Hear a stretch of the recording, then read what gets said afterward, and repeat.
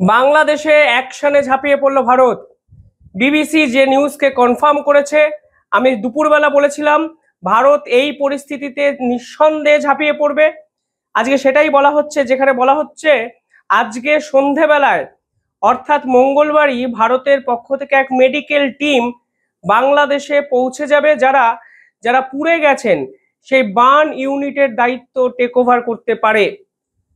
বিবিসির পক্ষ থেকে কি জানানো হয়েছে, সেখানে এক সোর্স বিবিসিকে কনফার্ম করেছে যে আমরা আশা করছি দুজন বিশেষজ্ঞ চিকিৎসক যাদের বার্ন ইউনিটে কাজ করার দীর্ঘদিনের অভিজ্ঞতা আছে এবং একটি নার্সের টিম মঙ্গলবার ঢাকায় যাবেন।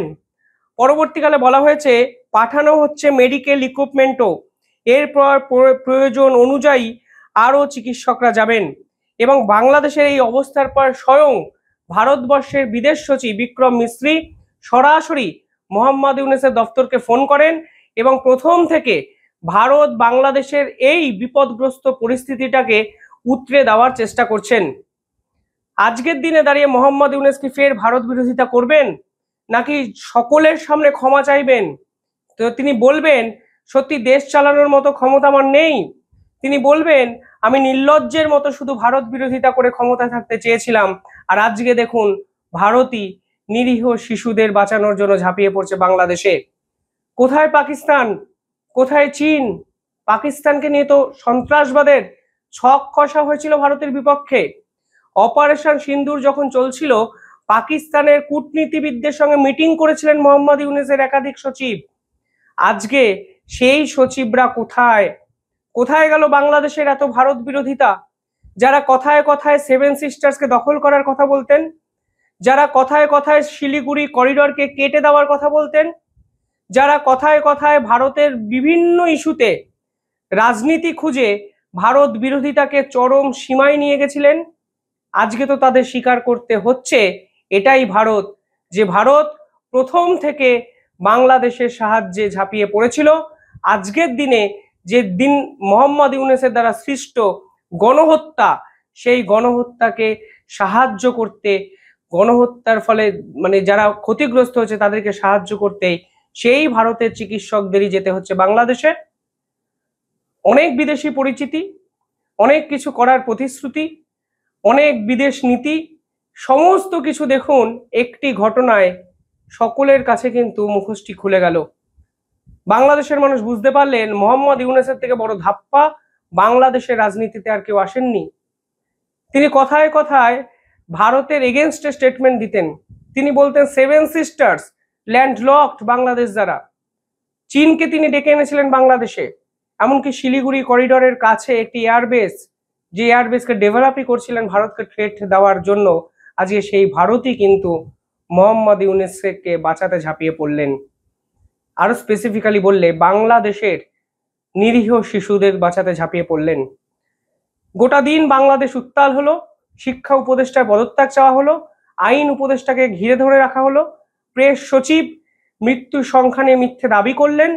দিনের শেষে বোঝা যাচ্ছে এই সরকারের জালি শুধু মোহাম্মদ ইউনূস নয়, মোহাম্মদ ইউনূস কেন্দ্র করে যারা আছেন তারা সকলেই প্রত্যেকটি অপদার্থ উপদেষ্টা শুধু পদের লোভে চেয়ার আঁকড়ে বসে আছেন।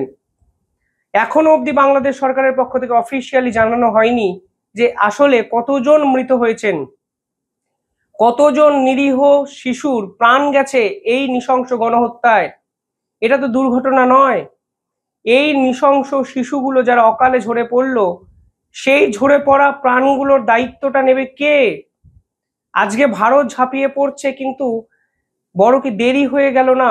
কেন মোহাম্মদ ইউনূস সেই ভারতের সাহায্য নিলেন কিন্তু অনেকটা দেরি করে ফেললেন? দেখুন, ভারতবর্ষ মানবিকতার খাতিরে বাংলাদেশকে সাহায্য করছেন, কিন্তু এর কিন্তু একটা জিওপলিটিক্যাল অ্যাসপেক্ট আছে। বর্তমানে যদি জিওপলিটিক্সের ডিপ্লোম্যাসি কথাটা আপনারা ব্যাখ্যা করেন তাহলে দেখবেন আগেকার দিনে শুধু স্থান কাল পাত্রের উপরে এই পুরো বিষয়টা কিন্তু ঝাঁপিয়ে পড়তো, কিন্তু বর্তমানে মানুষ কি চাইছে সেটাও কিন্তু ইম্পর্টেন্ট। বাংলাদেশের এই মানুষকে দিনের পর দিন ভারত সম্পর্কে ভুল বোঝানো হয়েছে, অথচ দেখা যাচ্ছে তথ্য বলছে ভারতই একমাত্র তাদেরকে দিনের পর দিন সাহায্য করেছে। আজকে ল্যান্ড এরিয়া যখন বন্ধ করে দেওয়া হলো ভারতের পক্ষ থেকে, তখন বাংলাদেশের বাৎসরিক ক্ষতির পরিমাণ ছিল 9,000 কোটি টাকার কাছাকাছি। মোহাম্মদ ইউনূস এই তথ্য সাধারণ মানুষকে জানান না। আজকের দিনে দাঁড়িয়ে ভারতের সম্পর্কে বাংলাদেশের নাগরিকদের যে ধারণা, সেই ধারণা কিন্তু ভারতবর্ষের এই সাহায্যের পরও যদি না বদলায়, তাহলে পরিষ্কারভাবে ভারতবর্ষেরও এর পরে পিছিয়ে আসা উচিত বাংলাদেশের ত্রাণ কার্য থেকে। কারণ ভারতবর্ষ তো দিনের পর দিন উদারতা দেখাতে পারে না। আমরা উদারতা দেখাবো আর তোমরা আমাদের 7 সিস্টার্স নিয়ে নেবে, তা তো হতে পারে না। ডক্টর জয়শঙ্করের ভাষায় আলোচনা এবং সন্ত্রাসবাদ একত্রে হতে পারে না। তোমরা আমাদের সঙ্গে সম্পর্ক রাখতে চাইবে আর রাতের বেলা আমাদের বিপক্ষে কথা বলবে, সেটা তো হতে পারে না। ফলে নিঃসন্দেহে বাংলাদেশে ঝাঁপিয়ে পড়া ভারতের অত্যন্ত ভালো একটা পদক্ষেপ। দক্ষিণ এশিয়ায় যখন বাংলাদেশের পাশে কোনো রাষ্ট্র নেই, তাদের প্রিয় বন্ধু পাকিস্তান নেই, তাদের অন্যতম পাশে থাকার যে স্তম্ভ চায়না নেই, তখন ভারত তার মেডিকেল টিম পাঠিয়ে বাংলাদেশের সাধারণ মানুষকে উদ্ধার করছে। বাংলাদেশের এই দুর্যোগপূর্ণ অবস্থায় একটু পাশে দাঁড়ানোর চেষ্টা করছে। অথচ এই বাংলাদেশিরাই আহমেদাবাদ প্লেন দুর্ঘটনার সময় উল্লাস করছিল, উচ্ছ্বাস করছিল। অপারেশন সিন্দুরে পাকিস্তানের হয়ে দালালি করতে গিয়ে ভারতের প্রত্যেকটি পদক্ষেপের সমালোচনা করছিল। যেখানে অফিসিয়াল তথ্য নেই, সেখানে তারা প্রচার করছিল ভারতের রাফায়েল নাকি ধ্বংস করে দিয়েছে পাকিস্তান। আর আজকে দেখুন, বাংলাদেশের এই বিপদের মুখে ভারত ছাড়া কোনো রাষ্ট্র নেই। এমনকি ভারতের প্রধানমন্ত্রী স্বয়ং টুইট করে বলেছেন, বাংলাদেশের এই অবস্থায় আমরা পাশে আছি। মোহাম্মদ ইউনূসের মতো সেই টুইট তিনি ডিলিট করেননি। মোহাম্মদ ইউনূসের মতো তিনি টুইট ডিলিট করেনও না। কিন্তু মোহাম্মদ ইউনূস টুইট ডিলিট করে আসলে তিনি যে কোন চাপের মধ্যে পড়ে আছেন তা তো এক্সপোজ করে দিয়েছেন। উল্টে বাংলাদেশের সাধারণ মানুষ বুঝে গেছেন সেনাপ্রধান আসলে নিজেকে লুকিয়ে ফেলেছেন এই অরাজকতার পরিস্থিতির মধ্যেও। যখন শিক্ষা উপদেষ্টার পদত্যাগ চাওয়া হচ্ছে, সেনাবাহিনী নীরব দর্শক। যখন সচিবালয়ের গেট ভেঙে কাতারে কাতারে ছাত্ররা ঢুকে গেল, সেনাবাহিনীকে খুঁজে পাওয়া গেল না।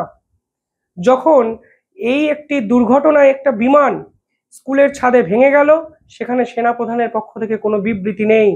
অথচ বাংলাদেশের মানুষ আজও জানে না স্কুলের ছাদের উপরে বিমান প্রশিক্ষণের নির্দেশটা দিয়েছিল কে, সেনাপ্রধান নাকি মোহাম্মদ ইউনূস। প্রশ্ন অনেক, তবে রাজনীতি পরে হবে। কিন্তু কিভাবেই বা ভুলে যায় গোপালগঞ্জের নিরীহ মানুষদের উপর গুলি চালানো সেনাপ্রধান। সমস্ত বিতর্ক থেকে মুখ ঘোরাতে ফের একটা প্ল্যান্টেড ইনসিডেন্ট বাংলাদেশে করলেন না তো মোহাম্মদ ইউনূসের সাথে হাত মিলিয়ে। জল্পনা অনেক, কিন্তু ভারত আপাতত বাংলাদেশে ডাক্তার পাঠিয়ে খেলাটা ঘুরিয়ে দিল এবং মোহাম্মদ ইউনূসকে বুঝিয়ে দিল তার আসল অকাত্তা। ভারত ছাড়া যাদের চলার ক্ষমতা নেই, তারা যদি কথায় কথায় ভারত বিরোধিতা করে, মাঝে মধ্যে হাসি পায়। বাংলাদেশের সাধারণ মানুষেরও বোঝা উচিত ভারত তাদের শত্রু নয়। কিন্তু মোহাম্মদ ইউনূস ইচ্ছাকৃত পাকিস্তানকে ডেকে এনে এই শত্রুটা জিরিয়ে রাখছেন, বাঁচিয়ে রাখছেন। আজকে ভারত বাংলাদেশের সঙ্গে যদি থাকতো, শেষ 1 বছরে বাংলাদেশের অবস্থা এতটা খারাপ হতো না। শেখ হাসিনার বিপক্ষে আপনাদের রাগ থাকতে পারে, কিন্তু সেই রাগের বশবর্তী হয়ে ভারত বিরোধিতা করবেন, এটা তো একবিংশ শতকের রাজনৈতিক পরিমণ্ডলে সত্যি হাস্যকর লাগে। কিভাবে দেখছেন আপনারা পুরো বিষয়টি কমেন্টে জানাবেন। ধন্যবাদ।